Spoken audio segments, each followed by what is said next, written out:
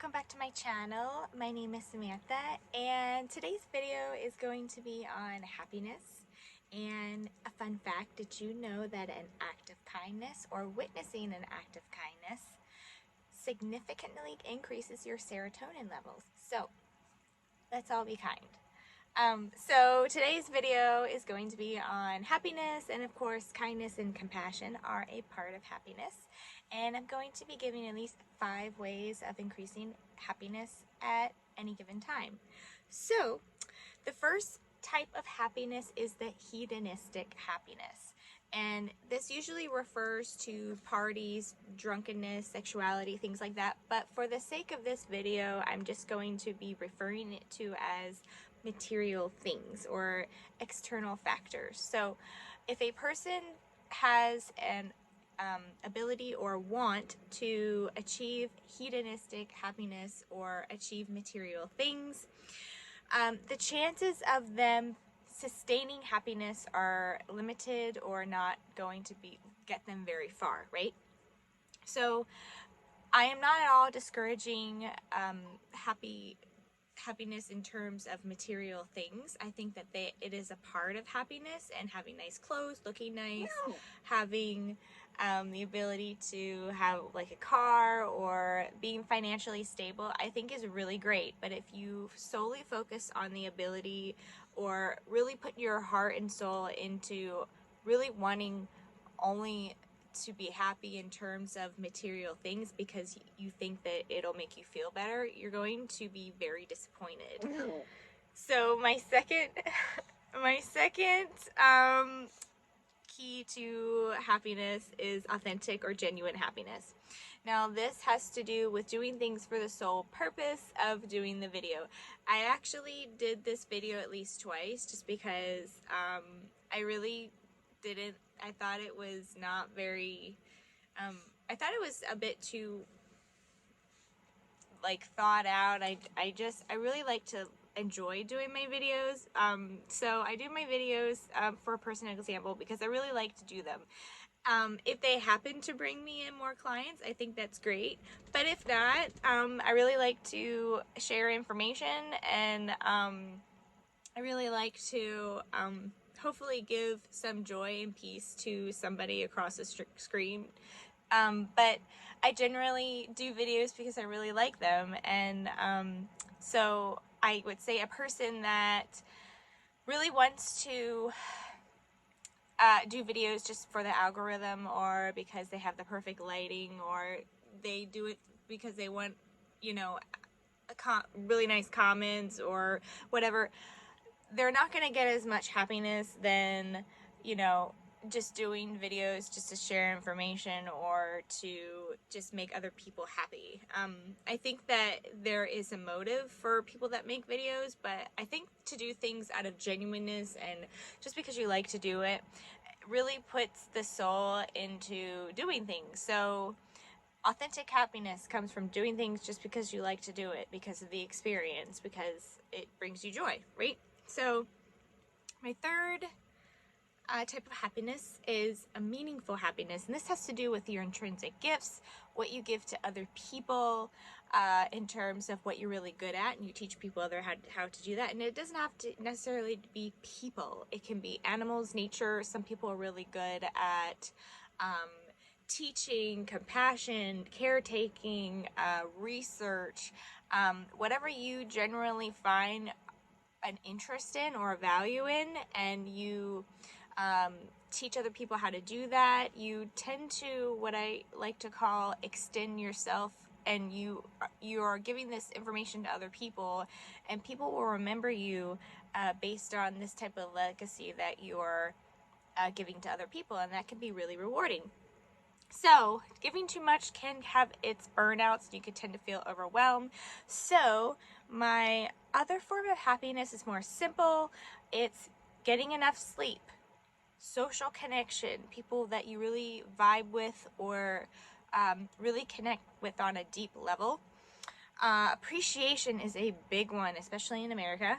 And learning and exercise. So it doesn't really have to be like a high intensity exercise, but I find that running or aerobics or like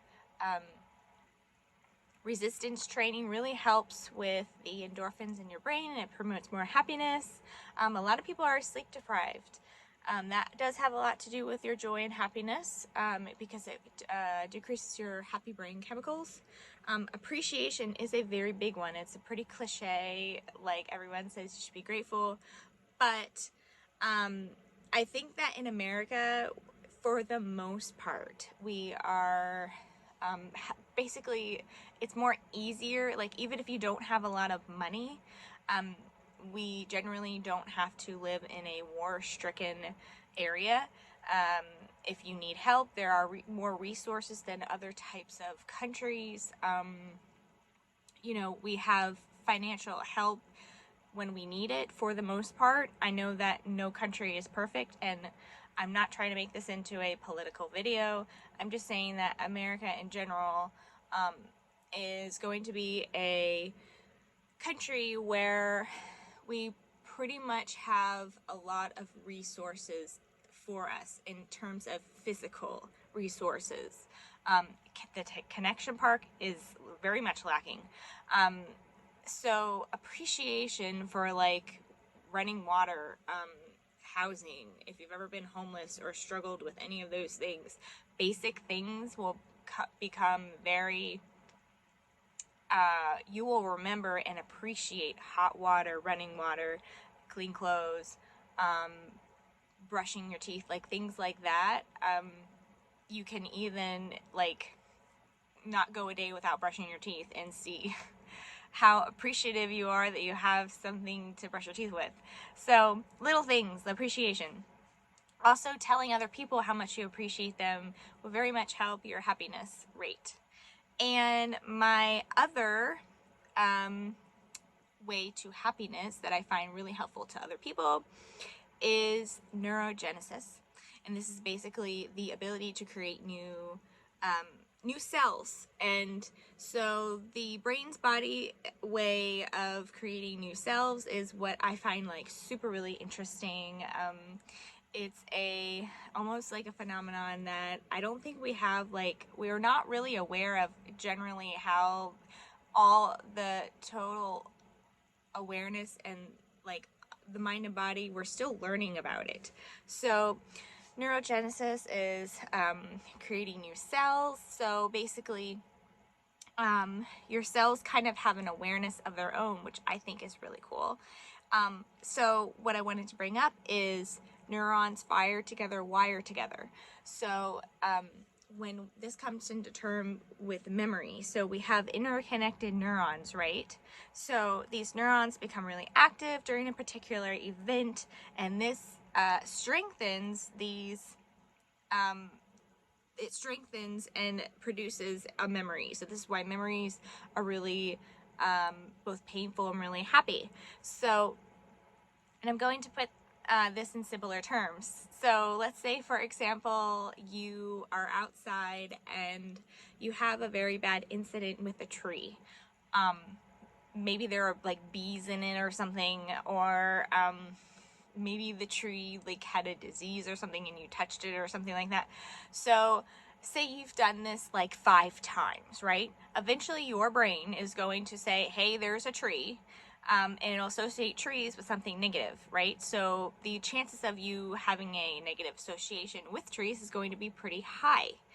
So in order to break this negative association, you will have to have new experiences and therefore have a different association. So this is where facing your fear, having new experiences with people, not letting negativity really rule your life, because your brain, whatever you tell it, it will believe.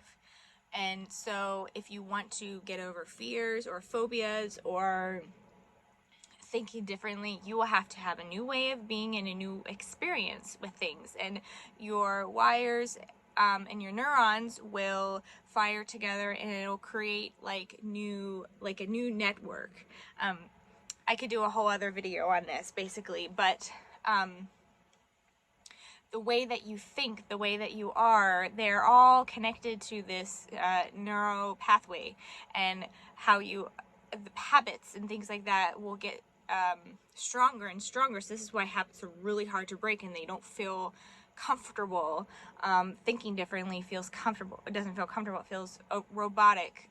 This is why the term healing or a new way of being is something that is a practice and that it doesn't happen overnight. So happiness really has to do with creating better habits, learning new ways of having these interconnected neurons become active in a different way. So I hope this was helpful, you guys, and thank you so much for being here. I really appreciate you, and I will also leave some helpful videos that are like this one in the description box below. I also have a wellness questionnaire that helps you determine if we would be a good match, and it's just a general questionnaire that I have, but it helps people see kind of where I like to help people in their areas. I generally work with like life coaching via heart-based coaching as well as life purpose coaching, but my niche is more towards feeling and making this feeling into terms of having the ability to create positive actions within your life. So I'm very feeling based and turning feeling into positive actions so that your life can be more better and more peaceful. So if you're interested, I will leave all that lovely stuff in the description box below. But I hope you have a beautiful rest of your day, and I'll see you in my next video. Thank you so much for listening, and I really enjoy you being here. I am excited to announce that I am offering life purpose coaching as well as heart-based coaching, and my niche is to develop emotional awareness so that you can create feeling with positive action within your life. If that's something that you're interested in, I will leave my free questionnaire in the description box below, and I hope you have a beautiful day.